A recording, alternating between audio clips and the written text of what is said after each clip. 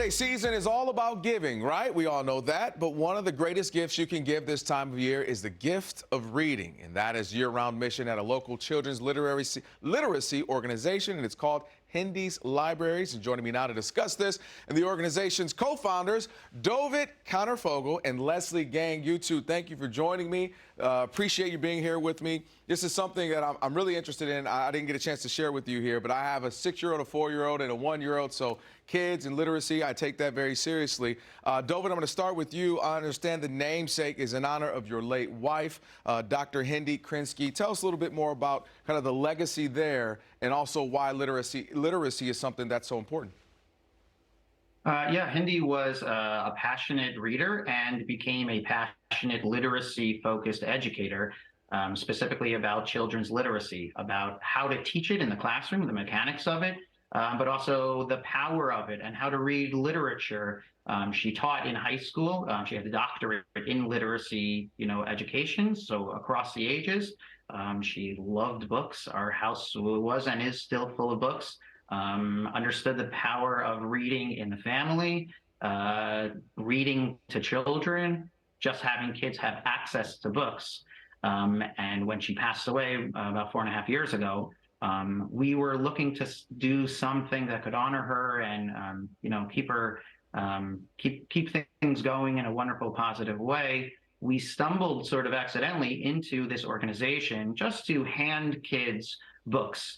There are book deserts across this country and around the world where kids literally just don't have access to good quality children's books.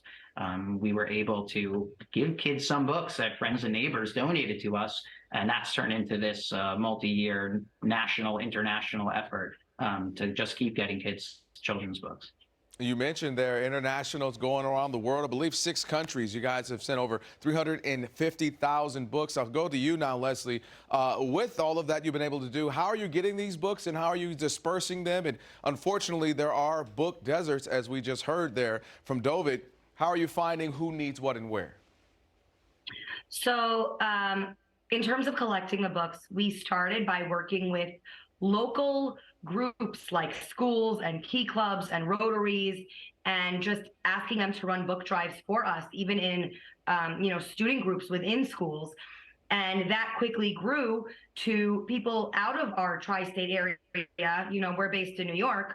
People out of our area reaching out and saying, hey, I live in Seattle or California or Michigan, and I want to get books to you. Can I do that? So we've successfully been running book drives with people across the country. And in terms of finding the recipients, they've been coming to us. I mean, we're partnering with homeless shelters, pediatric clinics, foster care agencies, Title I schools, little free library stewards who are supporting their community by providing books. And it's always great to get a new email from somebody we've never come across who needs the books, and we're able to help them. It's been a wonderful relationship. Well, I love what you're saying right there. There's so many people in need, and it's one of those things you'd think everybody has a book, but it's actually not the case for so many. One thing I love about my viewers, folks, I'll tell you, is they like to help out. So how can they do that if they choose to want to participate and get you all some books? So you could email us or contact us directly on our website, hendyslibraries.org. We pay for all shipping. So anything you see on the screen or on our site or on social media, we weigh it, we ship it. Those books just show up at the door. So funding the shipments is tremendously important. That's the only way we can continue. If you have books and you want to run a book drive in your community and you'd like us to find a recipient in your neck of the woods, we can do that together and get those books out, to people in need in your community. And if you want to volunteer and give some time or some knowledge, we're open to it. Everything is on our site. All right, quickly, I'll get you out of here on this one, Dovid. Any books, anything you see that's kind of the hot thing, hot children book? And then I know we talked for a moment about adult books. I need some new books to read, too. So anything hot right now out there?